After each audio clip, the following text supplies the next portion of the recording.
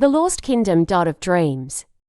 Chapter 1. The Whisper of Dreams. The world of dreams was not something most people knew about, for it existed in a dimension that was intricately woven into the fabric of reality, but far out of reach. It was a kingdom where the impossible was possible, a place where every thought, desire, and aspiration found its place in the swirling skies of imagination. Its name was Dreamora, a land veiled in mist and mystery, a kingdom said to be hidden from the eyes of all but the dreamers.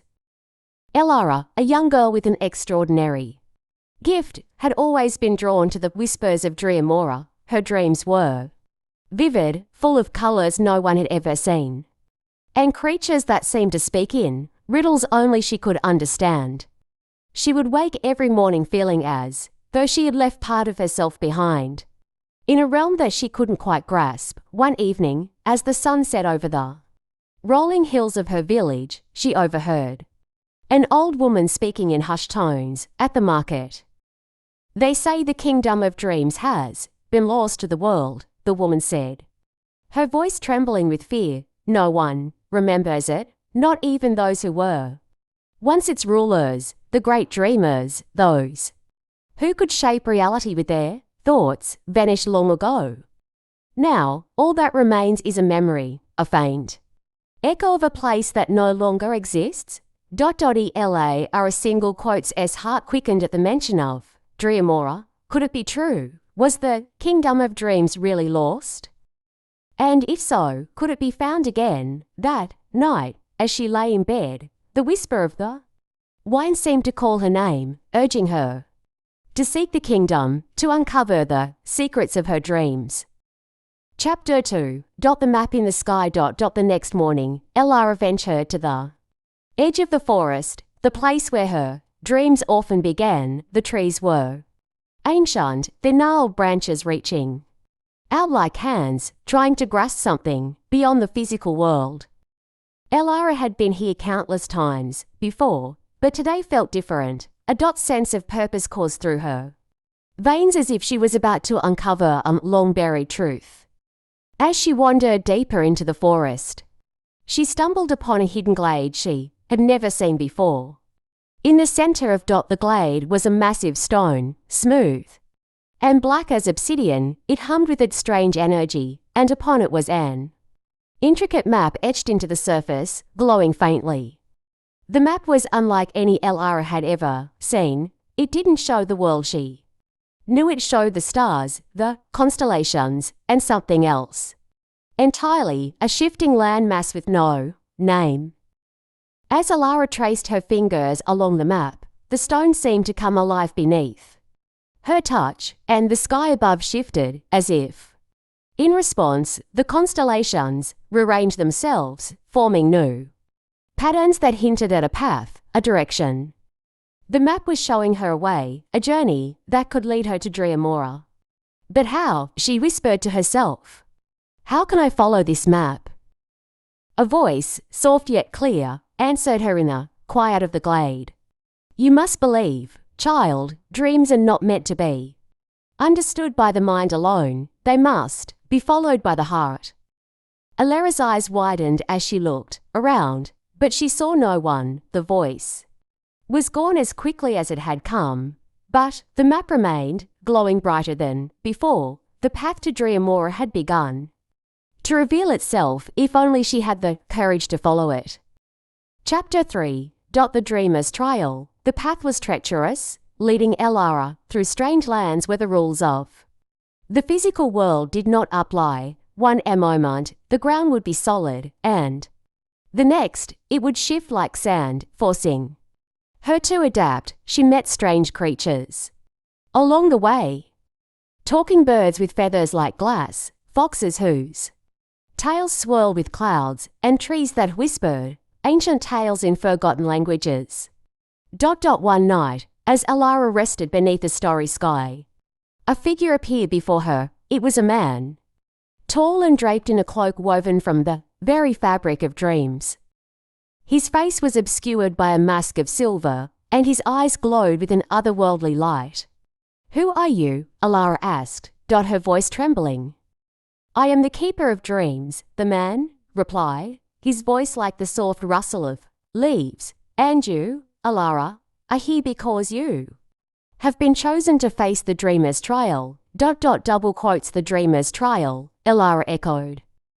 The kingdom of dreams cannot be found by those who seek it with their eyes alone, the keeper explained, only those who are willing to face their deepest fears, their greatest hopes, and the very essence of their being can reach. Driamora, you must prove yourself worthy.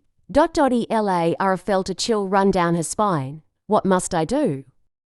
You must enter the dreamer's labyrinth, the keeper said, pointing to the horizon where a swirling mist began to gather. There, you will confront the dreams that live within you, both the ones that give you hope and the ones that haunt you. Only by mastering them can you find the key to Driamora.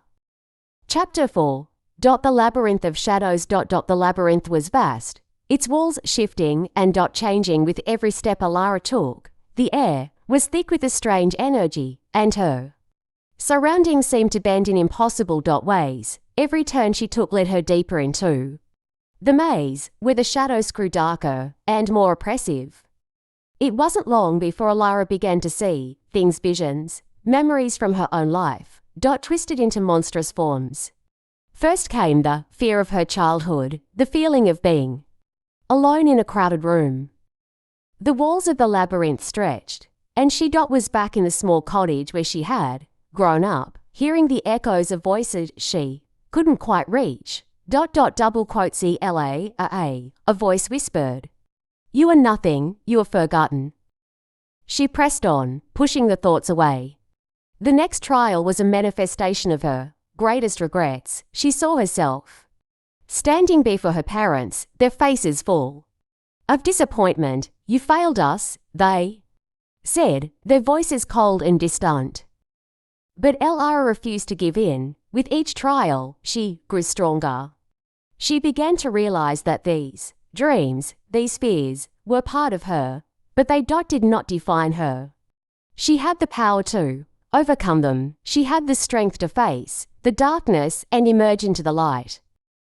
As she reached the heart of the labyrinth, the shadows began to recede, and the mist cleared. Before her stood a door made of pure light. It shimmered with the energy of 1,000 dreams. Alara stepped forward, her heart pounding in her chest. The key to Driamora was within her reach. Chapter 5. The Kingdom of Dreams. Beyond the door was Driamora, no longer legend, but a living, breathing kingdom. It stretched as far as the eye could see, with towers made of stardust and rivers flowing with liquid moonlight. The air was alive with the hum of possibility, and the very ground seemed to pulse with the rhythm of the dreams that had once filled it. Alara marveled at the beauty before her, but she soon realized that Driamora was not the paradise she had imagined. The kingdom was in turmoil. The dreamers, the rulers of this land, were gone, leaving the kingdom to fade into nothingness. Without them, Driamora was slowly losing its vibrancy, its essence, slipping away like sand through an open hand. At the center of the kingdom stood the dreamer's throne, empty and silent. It was here that the dreamers had once shaped reality, bending dreams to their will. But now, without a dreamer to sit upon it, the kingdom was beginning to unravel. Alara knew what she had to do. She was no longer just a dreamer. She had become a dreamer herself. With newfound resolve, she approached the throne, her hands outstretched. As she sat upon it, the throne came alive beneath her, glowing with the light of 1,000 forgotten dreams.